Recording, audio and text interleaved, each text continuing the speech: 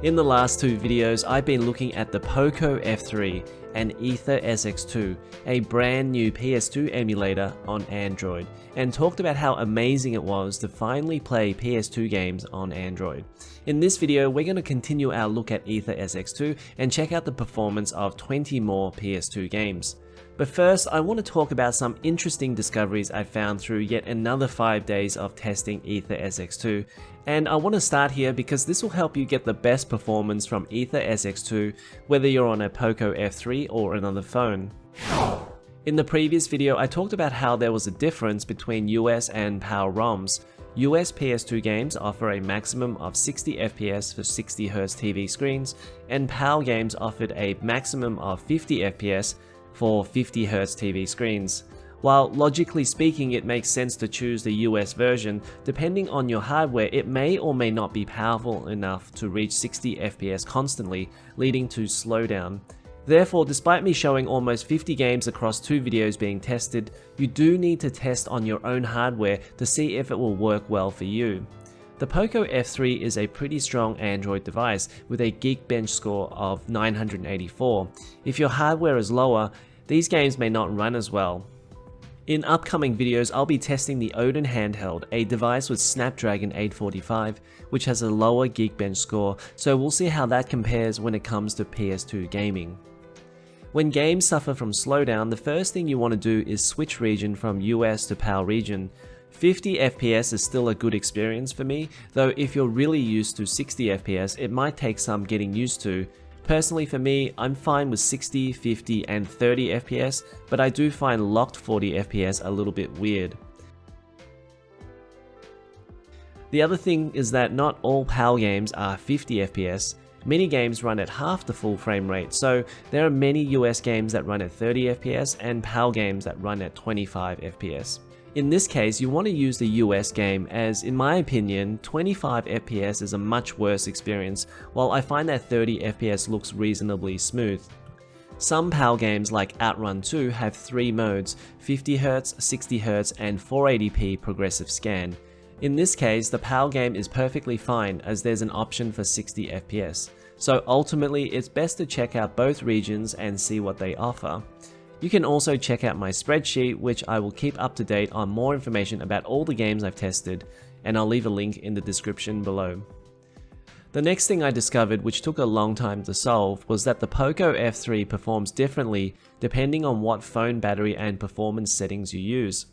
A reminder that the CPU of the Poco F3 is a Snapdragon 870, which consists of 4 efficiency cores at 1.8 GHz, 3 large cores at 2.4 GHz, and 1 prime core at 3.2 GHz. There are 3 battery settings: battery saver, balanced, and performance. In this video, I only looked at balanced and performance settings, so I did not test battery saver.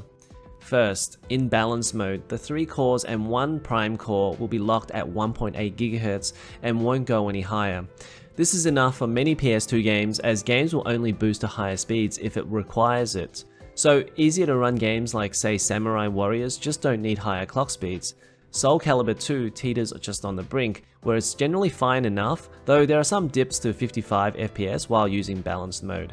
God of War 2 will drop down to 45 FPS. In performance mode, the performance of the phone is fully unlocked, so the 3 large cores perform at 2.4 GHz and the prime core at 3.2 GHz. This allows God of War 2 to play at 60 FPS, and it's a night and day difference. So for best performance, make sure your phone is on performance mode. Now the phone may get hot, so if you're holding it, just keep that in mind, but using a GameSir X2 controller, I didn't feel it at all. Okay, let's talk about PS2 games now, and they'll be rated on my performance rating system as usual: bad, okay, good, and great. I wouldn't play it on bad, okay if this is your only option, good runs well but with some issues, and great runs really well, though there may be some minor issues. First up is Area 51, and there are some issues. Most notably, some textures are missing here, and you could try to adjust the settings, but I'm not really sure exactly which to turn off, so you might have to go through a lot of them. The game also suffers from some slowdown, and frame rate drops down to the low 20s. This is Devil May Cry 3 Special Edition. This plays really well, and I'm even playing on balance mode battery setting here, where the CPU clock doesn't go higher than 1800 MHz, and the game plays at a smooth 60 FPS. Kingsfield, the ancient city made by From Software, developers of Dark Souls and Elden Ring. Unfortunately, this doesn't play well at all. The game suffers from a lot of slowdown, and even though the FPS states it's 30 FPS, the game is crawling here. Metal Gear Solid 3 has some moments of significant slowdown, but otherwise runs fine. Here in this grassy section, the game drops from 50 FPS to 30 FPS, but in the next section runs fine.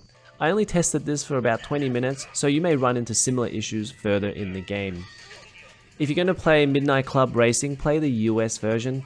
I only had time to test the PAL version, but this runs at 25 FPS and doesn't feel that great, but I think the US version should play fine. Need for Speed Underground runs great, although it's only at 30 FPS. I do feel like racing games need to be 60 FPS, but this runs about as smooth as a 30 FPS game is going to get. Here's Need for Speed Underground 2, and I ran both PAL and US versions. The PAL version runs at 25 FPS and the US version runs at 30 FPS. There aren't any issues or slowdown, but you do want to run the US version for the best experience. For Outrun 2006, the bad news is that the PS2 version suffers from some significant slowdown. This was one of the first games I tested, and I tried almost every option here, including the underclock and cycle skip options, and turning on and off different graphics options to improve the speed, but nothing really worked. The good news is that the PSP version runs great on the Poco F3, and you can even play that at 3x resolution if you want. I've been a fan of Pro Evolution Soccer ever since the first one on the PS2, so I had to include this in my testing. I spent countless hours playing this. It's actually incredible how the fundamentals are still in the PS2 version. That said, I did find the gameplay very difficult and the inputs feel really delayed, leading to a lot of bad passes. I only tested the PAL version of Ratchet & Clank, and the first area seems to run fine and at 50 FPS. I've seen another video underclocking the Emotion engine for this game to get better performance, so if you're on lower end hardware, that might be something you'd want to try. Resident Evil 4 plays really well. I'd expect the GameCube version to run fine as well on the Poco F3.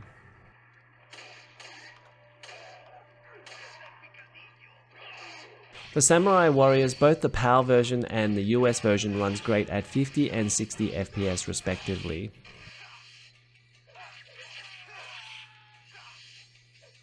It's not the case with Silent Hill 2 though. The PAL version runs at 25 FPS and the US version runs at 30 FPS.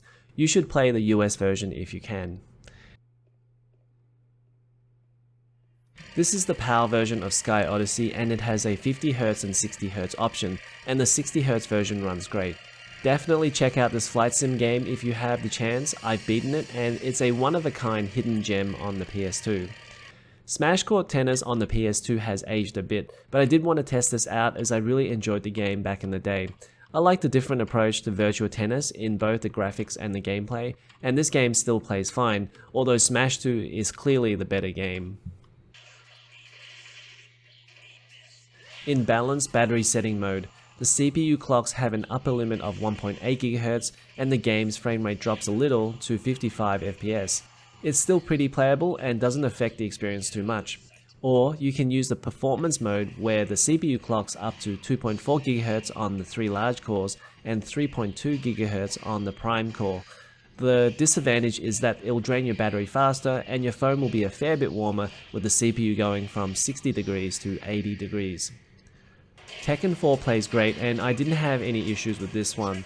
A reminder that Tekken 5 Dark Resurrection and Tekken 6 are on PSP as well, and both of those run fine even on much lower end hardware like an Anbernic RG552. Tony Hawk's Pro Skater 3 is another title I've wanted emulated well on a handheld for a long time, and here it plays pretty much flawlessly. Wipeout Fusion runs fine. I'm using the PAL version here which runs at 50 FPS for the most part. There's some slowdown, but I believe that's how it is on the original hardware. Virtua Fighter 4 Evolution also suffers from a bit of slowdown if the phone is in balanced battery mode, just like Soul Calibur 2, so I would play this on performance mode. Finally, for Yakuza, pretty much my favorite series in gaming, you want to use the US version as that runs at 30 FPS, and the PAL version runs at 25 FPS. It's really interesting to see what the graphics were like when it all started. That's it for this one. Thanks for watching my series of videos on the Poco F3 and Aether SX2. I'll be getting my Odin handheld fairly shortly, so you'll see videos on that along with more PS2 testing.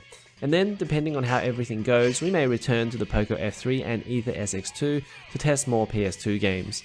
There's so many games to test on the PS2, including more Grand Theft Auto, more Sony games, and more RPGs like Persona 4. So please, if you enjoyed this video, please share this with other gaming fans, get the word out on more PS2 emulation.